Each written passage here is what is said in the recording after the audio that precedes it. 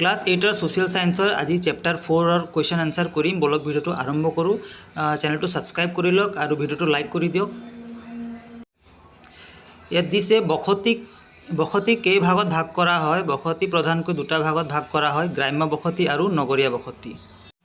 Next কুৱেশ্যনত সুধিছে গ্ৰাম্য অঞ্চলৰ কিমান শতাংশ লোক কৃষি কাৰ্যৰ লগত জড়িত। সাধাৰণতে গ্ৰাম্য অঞ্চলত 75শতাংশকৈ অধিক লোক কৃষি কাৰ্যৰ লগত জড়িত। নগৰৰ কেন্দ্ৰীয় অঞ্চলটো ঘাইকৈ কি কাৰ্যৰ লগত জড়িত।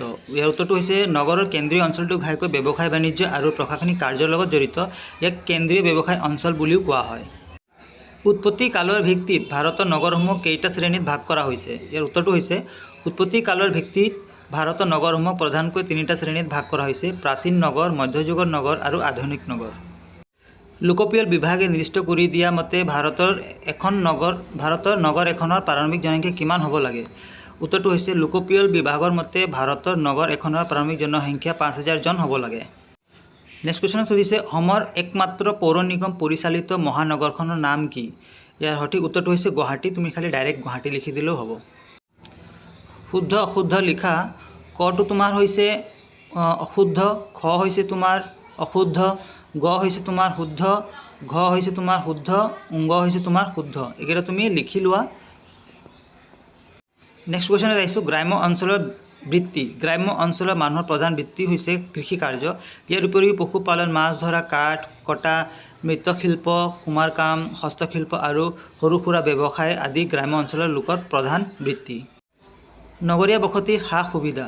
নগৰীয়া বসতিত উন্নত যাতায়াত আৰু যোগাযোগ ব্যৱস্থা, উন্নত শিক্ষানুষ্ঠান, আধুনিক চিকিৎসা বা হাস্পাতালৰ সুবিধা, 24 ঘণ্টা বিদ্যুৎ আৰু খোৱাপানীৰ যোগান তথা জীৱিকা উপাৰ্জনৰ বাবে ব্যৱসায় বাণিজ্য আৰু চাকৰিৰ ব্যাপক সুযোগ সুবিধা পোৱা যায়। নগৰত বসতি ঘন হোৱাৰ কাৰণ কি। ইয়াৰ উত্তৰটো হৈছে নগৰত ঔদ্যোগিকৰণ, ব্যৱসায় বাণিজ্য প্ৰসাৰ, উন্নত শিক্ষা, উন্নত চিকিৎসা ব্যৱস্থা আৰু কৰ্মসংস্থাপনৰ প্ৰচুৰ সুযোগ থাকে। এই সুযোগ সুবিধাবোৰৰ আকৰ্ষতে গাঁৱৰ পৰা বহু মানুহ আহি নগৰত থিতাপি লয়। সীমিত মাটিত অধিক মানুহে বসবাস কৰাৰ বাবে নগৰত জনবসতি ঘন হয়। মেগালোপলিছ কাক বোলে। উত্তৰটো হৈছে কেইবাখনো ডাঙৰ মহানগৰ বা নগৰীয় অঞ্চল সামৰি গঢ় লৈ উঠা অতি বিশাল একোটা নগৰীয় অঞ্চলক মেগালোপলিছ বা মহাপ্ৰাচীৰ নগৰ বোলে। উদাহৰণস্বৰূপে আমেৰিকা যুক্তৰাষ্ট্ৰীয় ৱাশ্বিংটনৰ পৰা বষ্টন পৰ্যন্ত বিস্তৃত অঞ্চলটো। যদি ভিডিঅ'টো তুমি ইউটিউবত চাই আছা তেতিয়া তুমি কাম কৰা যিটো কোৱালিটি হয় না 720ৰ ওপৰত ৰাখা, তেতিয়া তুমি এই সৰু সৰু আখৰটো তুমি দেখিব পাৰিবা আৰু জুম কৰি তুমি লিখিবলৈ তোমাৰ সুবিধা হ'ব। তো এই 4 নম্বৰ কুৱেশ্যনত নগৰৰ সা সুবিধা আৰু সমস্যা সম্পৰ্কত দুখন সূচকীয়া তালিকা প্ৰস্তুত কৰা। তো এইকেইটা মই তালিকা প্ৰস্তুত কৰি স্ক্ৰীনশ্বট মই এড কৰি দিছোঁ। তোমালোক এনেকৈ ধুনীয়াকৈ চাই লিখি ল'বা। নেক্সট কুৱেশ্যনে দিছে ভূচিত্ৰাৱলী চাই অসমৰ 10খন নগৰৰ নাম লিখা আৰু সেইবোৰ কোন কোন জিলাত অৱস্থিত উল্লেখ কৰা। এইটো অসমৰ মেপত মই ৰঙা কৰি চাৰ্কুল হিচাপে মই মাৰ্ক কৰি দিছোঁ।